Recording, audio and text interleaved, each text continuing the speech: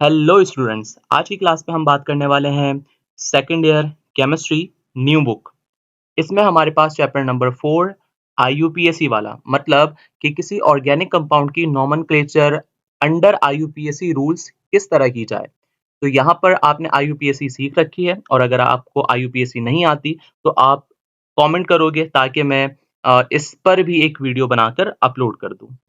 और याद रहे, चैनल को सब्सक्राइब और वीडियो को लाइक करना है ताकि मुझे इस तरह की और वीडियोस बनाने के लिए मोटिवेशन मिलती रहे। तो चलिए हम बात करते हैं बारी-बारी।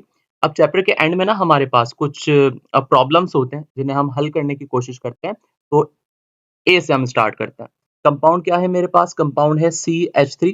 अच्छा, मैं एक छोटी-सी बात आपको बता देता हूँ कि जब भी कभी हम आईयूपीएसी करते हैं ना, तो हम एक सिंटैक्स है उसे हम फॉलो करते हैं। सबसे पहले हम सब्स्टिट्यूएंट के नाम को लिखते हैं, उसके बाद हम रूट वर्ड लिखते हैं, उसके बाद हम ईन या आइन मतलब डबल या ट्रिपल बॉन्ड, और फिर हम फंक्शनल ग्रुप के बारे में लिखते हैं।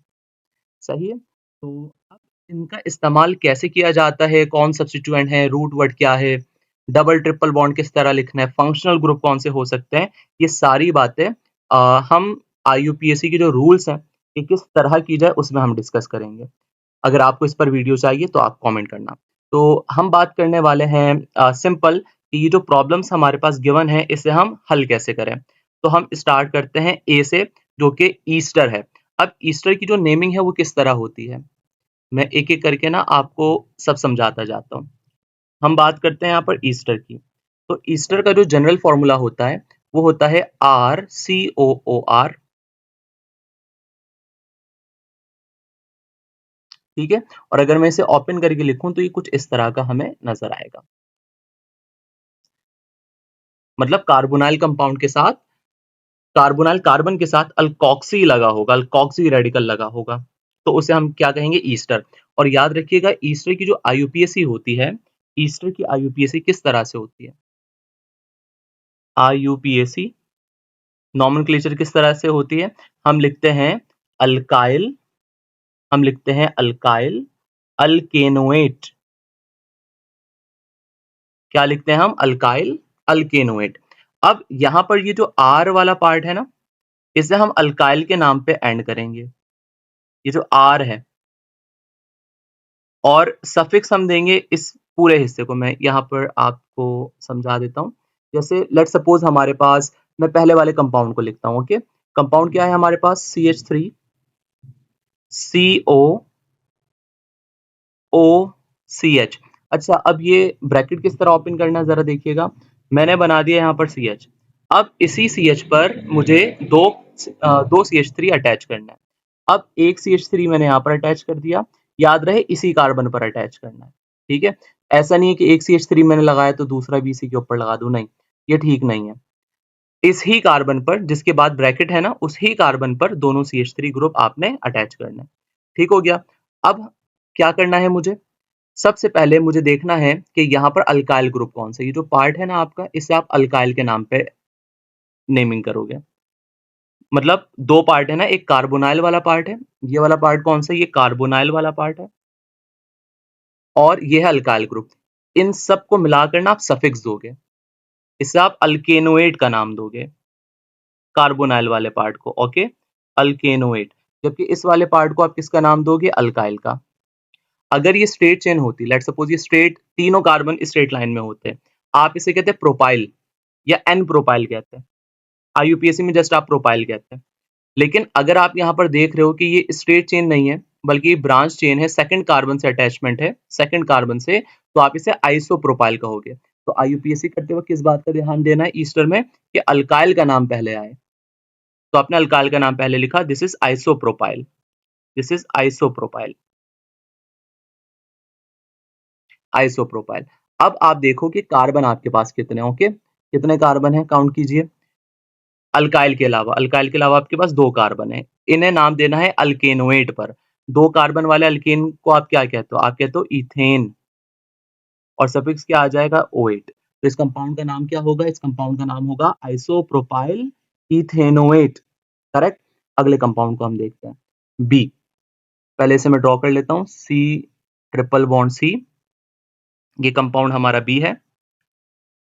HC triple bond CH, okay, इस CH पर CH3, ब्रैकेट का मतलब इसी पर लगाना है, ओके। उसके बाद ये आगे कंटिन्यू होगा CH डबल बॉन्ड CH2। अब यहाँ पर जो फंक्शनल ग्रुप्स हैं वो डबल और ट्रिपल बॉन्ड है, ओके। अब याद रहे, आप रूल के मुताबिक जहां से डबल या ट्रिपल बॉन्ड करीब हो आपने वहां से नेमिंग कर लेनी है। लेट सपोज अगर किसी टर्मिनल से, किसी एंड से डबल बॉन्ड ज्यादा करीब है तो काउंटिंग डबल बॉन्ड के साइड से कर लें, और अगर ट्रिपल बॉन्ड ज्यादा करीब है किसी टर्मिनल से तो आप ट्रिपल बॉन्ड की साइड से कर लें।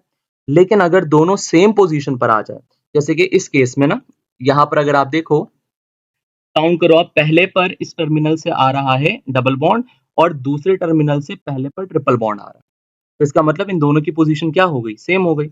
अब डबल और ट्रिपल बॉन्ड अगर सेम पोजीशन पर आ जाए तो आपने काउंटिंग करनी है डबल बॉन्ड वाली साइड से, तो 1 2 3 4 और 5।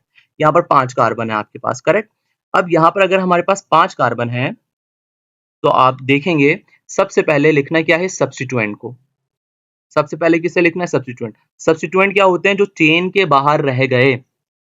ये चेन है ना आपकी स्ट्रेट, जरूरी नहीं चेन स्ट्रेट हो, बट ज्यादा से ज्यादा कार्बन आ जाए, जो कि आ रहे हैं इस केस में, तो इसका मतलब ये वाला पार्ट जो है आपका, ये वाला पार्ट, ये सब्स्टिट्यूएंट कहलाएगा। CH3 को हम क्या कहते हैं, CH3 को हम कहते हैं मिथाइल। CH3 को हम क्या कहते हैं, मिथाइल कहते हैं। अब मैं देखूंगा, सबसे पहले सब्स्टिट्यूएंट का नाम देना है अकॉर्डिंग टू सिंटैक्स। सब्स्टिट्यूएंट, तो सब्स्टिट्यूएंट कहां पर लगा हुआ है, 3 पर। मैं इसका नाम क्या लिखूंगा, मैं लिखूंगा 3 पर लगा हुआ है मिथाइल, करेक्ट। अब डबल बॉन्ड और ट्रिपल बॉन्ड अगर दोनों आ जाए ना, तो आपने डबल बॉन्ड के नाम पर चेन को एंड करना है, सही है। तो डबल बॉन्ड कहां पर आ रहा है, पहले कार्बन पर, तो मैं क्या लिखूंगा, 1। उसके बाद टोटल कार्बन है 5, मैं लिखूंगा पेंट, और 1 पर है डबल बॉन्ड, मैं लगा दूंगा इन, सही है। अब इन में मैं एंड में ई नहीं लगाऊंगा, क्योंकि जो जब वॉवेल्स आते हैं ना एक के बाद एक, लेट सपोज अगर मैं इस तरह लिखूं, यहाँ पर पेंटीन में पूरा लिख दूं, तो पेंटीन के बाद मुझे आइन लिखना पड़ेगा। आइन कहां पर है, चौथे कार्बन पर, फोर्थ कार्बन पर, तो मैं 4 आइन लिखूंगा। 2 वॉवेल साथ आ गए, याद रखिएगा, ए ई आई ओ यू वाई। एक के बाद एक आ रहे हो तो पहले वाले को हटा देना है, इसलिए मैंने पहले वाले को हटा दिया। 3 मिथाइल 1 पेंटीन, और ट्रिपल बॉन्ड कहां पर है, 4 पर, तो मैं क्या लिख दूंगा, 4 आइन लिख दूंगा।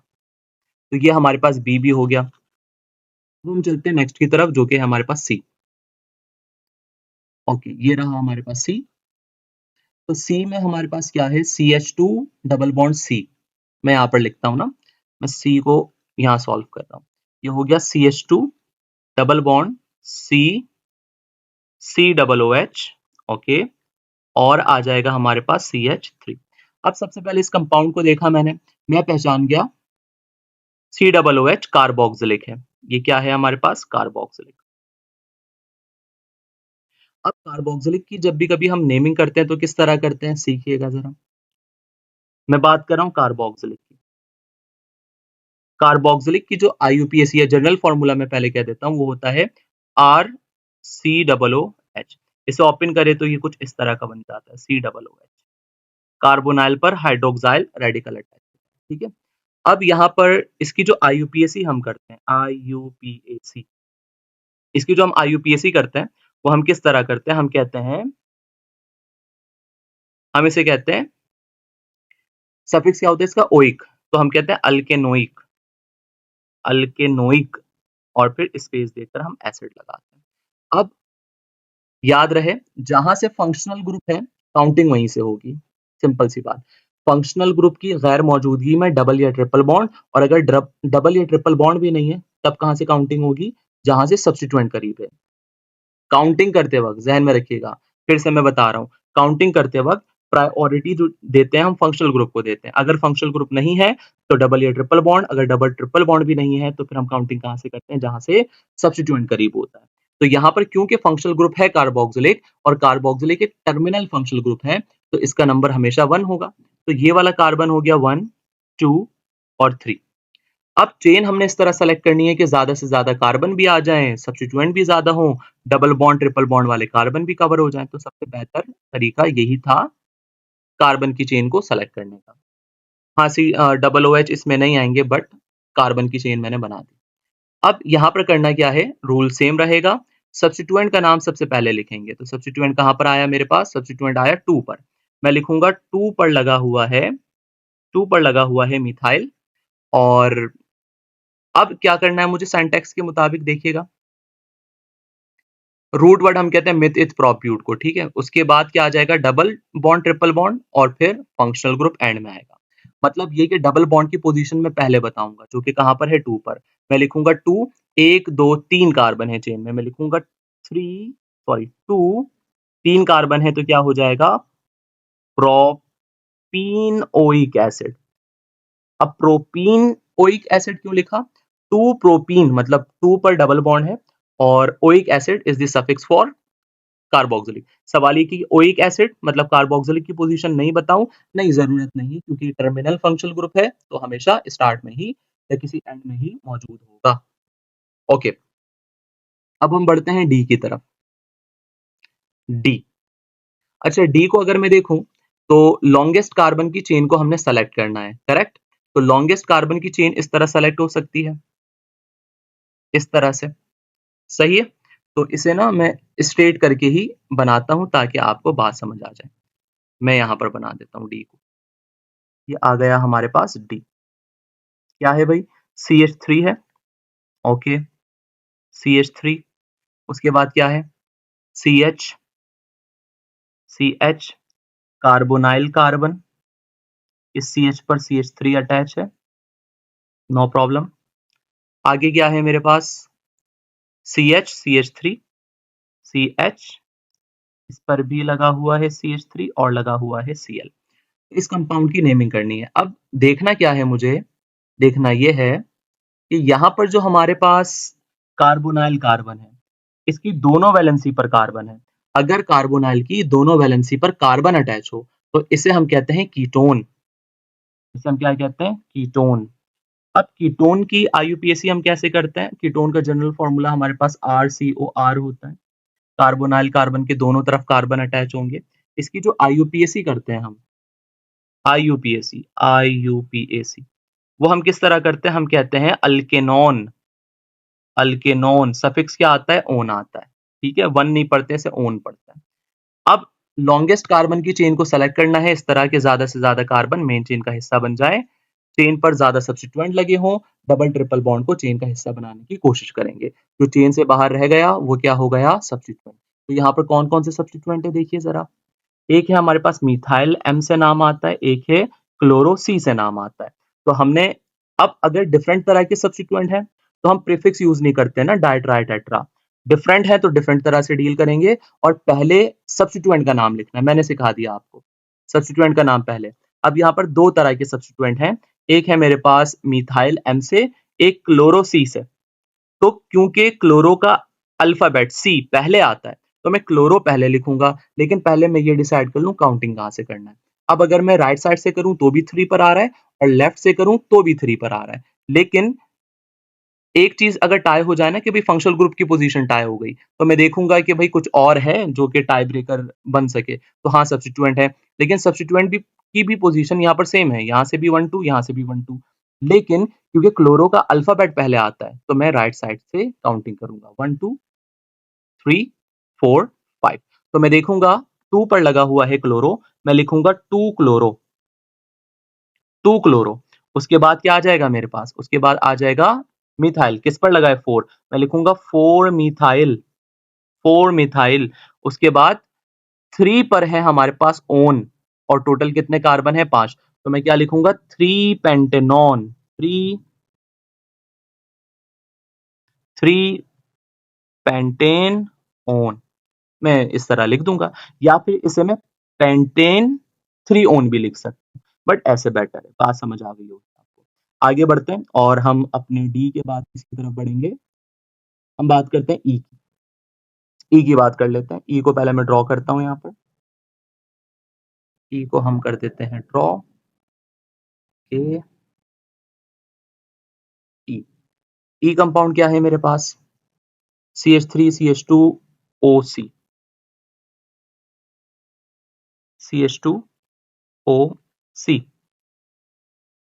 उसके बाद इस पर लगे हुए हैं 2 CH3 और एक C2H5, 2 CH3 इसी पर लगे हैं, ध्यान देना है, 2 CH3 लगे हुए हैं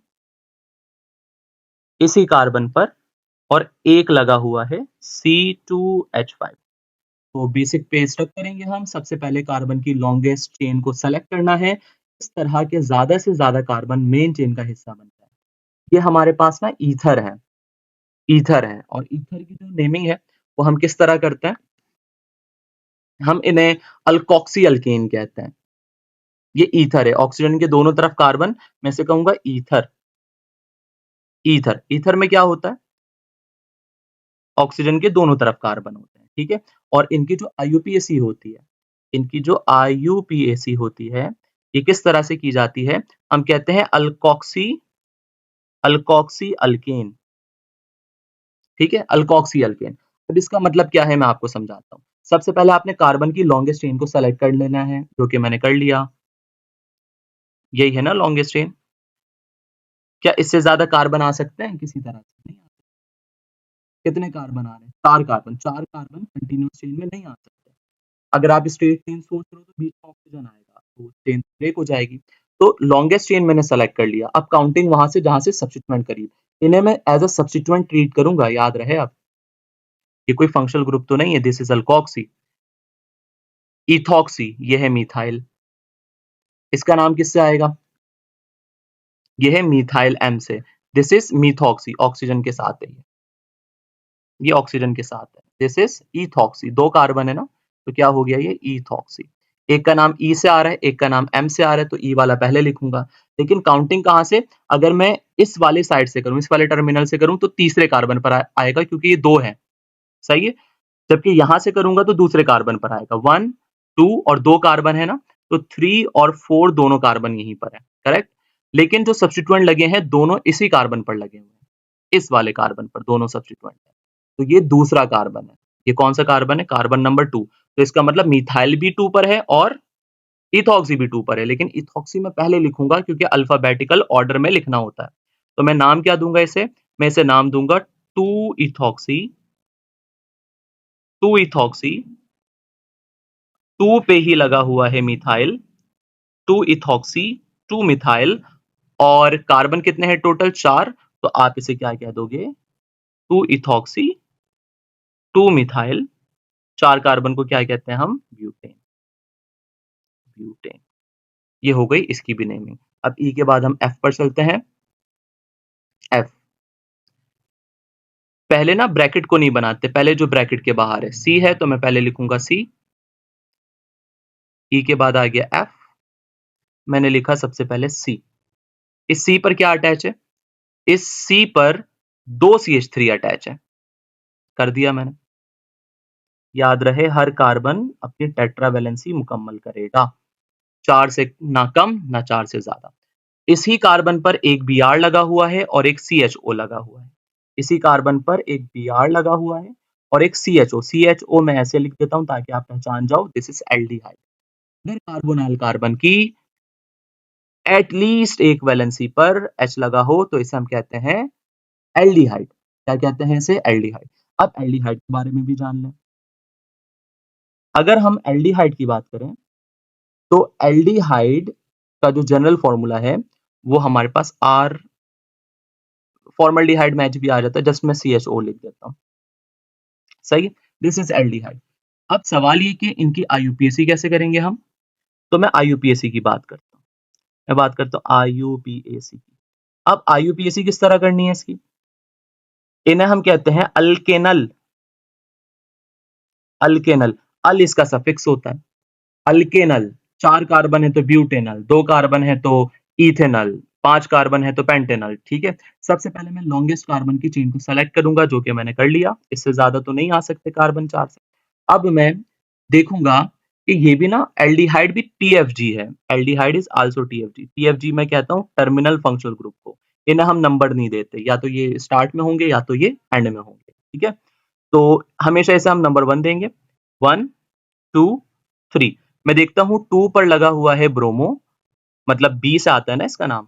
2 पर लगा है ब्रोमो और 2 पर लगा है मिथाइल। पहले किसका अल्फाबेट आएगा, पहले आएगा बी का, तो मैं क्या लिखूंगा, मैं लिखूंगा 2 पर लगा हुआ है ब्रोमो, 2 पर लगा है ब्रोमो और 2 पे ही लगा हुआ है मिथाइल, 2 ब्रोमो 2 मिथाइल। अब मैं देखूंगा कि और कोई सब्स्टिट्यूएंट तो नहीं है, नहीं है, तो 3 कार्बन को हम क्या कहेंगे, 3 कार्बन को कहेंगे प्रोपेन, क्या कहेंगे, प्रोपेन। और सफिक्स क्या है, अल, अल्केनल करना है ना, प्रोपेनल, प्रोपेन अल, अल्केन अल। बात समझ आ गई, आगे बढ़ता है। अब हम बात करते हैं किसके बारे में, जी के बारे में। ओके, तो यहाँ पर आप देख लो, आप पहचान गए हो कि कार्बन की दोनों वैलेंसी पर क्या मौजूद है, कार्बन की दोनों वैलेंसी पर मौजूद है कार्बन, तो ये क्या हो गया, ये हो गया कीटोन, ये क्या हो गया, कीटोन।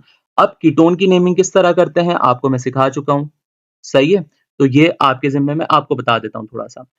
काउंटिंग वहां से जहां से फंक्शनल ग्रुप करीब, तो 1 2 3 4 5, क्या कोई सब्स्टिट्यूएंट है, नहीं, कोई सब्स्टिट्यूएंट नहीं है। अब अगर सब्स्टिट्यूएंट नहीं है तो आपने क्या करना है, आपने रूट वर्ड लिख देना है, रूट वर्ड के साथ अगर डबल बॉन्ड भी लिख दो तो बहुत अच्छी बात है, बट आप रूट वर्ड लिख दो। चाहो तो 5 का रूट वर्ड क्या होता है, 5 का रूट वर्ड होता है पेंट, पेंटेन नहीं कहोगे क्योंकि अभी डबल बॉन्ड आ गया, ठीक है, डबल बॉन्ड कहां पर है, 3 पर, आप क्या लिखोगे, पेंट 3 इन, इन का ई नहीं लिखोगे, आपको पता है क्यों, क्योंकि ओन आएगा सफिक्स, ओ वोवेल है ना, तो 3 इन और ओन कहां पर है, दूसरे कार्बन पर, तो नाम क्या हुआ इसका, पेंट 3 इन और ओन कहां पर है, 2 ओन, सॉरी मैंने पोजीशन नहीं लिखी, अब लिख देते हैं 3 इन 2 ओन, ये नाम हो गया। इसे मैं यूं भी लिख सकता था, मैं इसे यूं भी लिख सकता हूं कि 3 pentene 2 one, both are correct, सही है।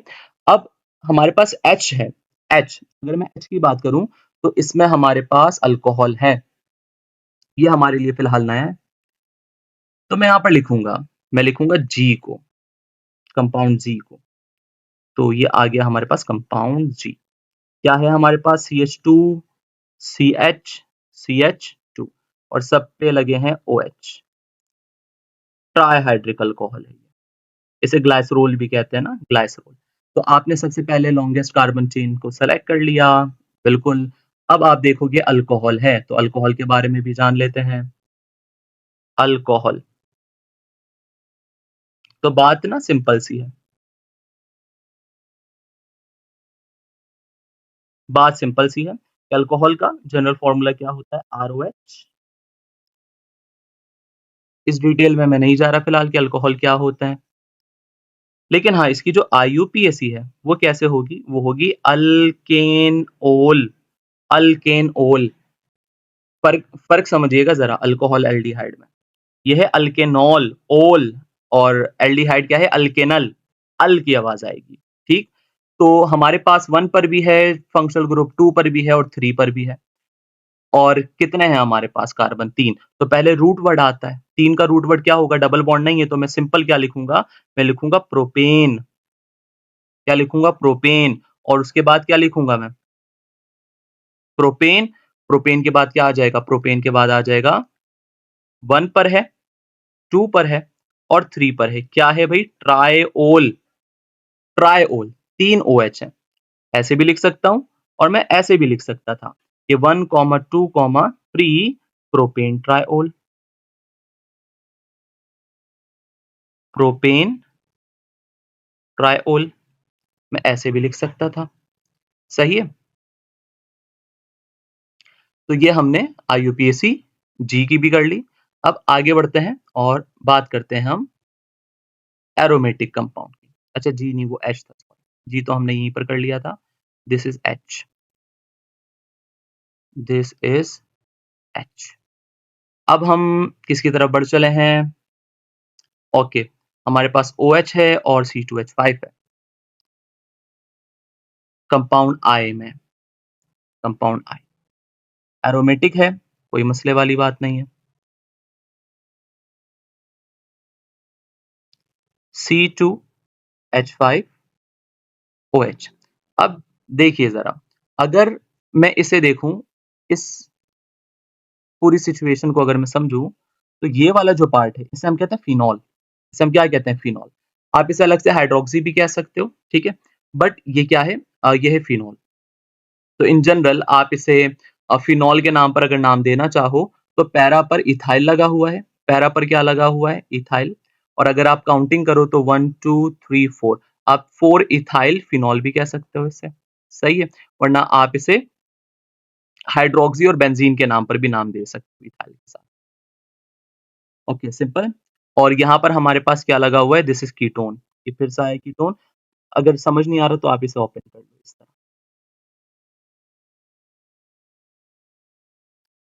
यहाँ पर नहीं, कुछ इस तरह। तो कीटोन बन गया और कीटोन के साथ क्या है, यहाँ पर क्लोरीन लगा हुआ है मेटा पोजीशन पर, या फिर आप कहो 3 पोजीशन पर, सही है। तो यहाँ पर ये जो सारे मसले थे ये हमने हल किए। हाँ, अगर आपको इनकी IUPAC कैसे करते हैं, क्या मामलात हैं, अगर उसमें आपको दिलचस्पी है और आपको सीखना है तो आप कमेंट करो, ताकि मैं इस पर भी एक वीडियो बनाकर अपलोड कर दूं। और जैसा कि मैंने कहा कि वीडियो को लाइक, शेयर और चैनल को सब्सक्राइब करो, ताकि इस तरह की मजीद वीडियोस बनाने के लिए मुझे मोटिवेशन मिलती रहे। तो मिलते हैं होपफुली नेक्स्ट वीडियो में। तब तक के लिए अल्लाह हाफिज।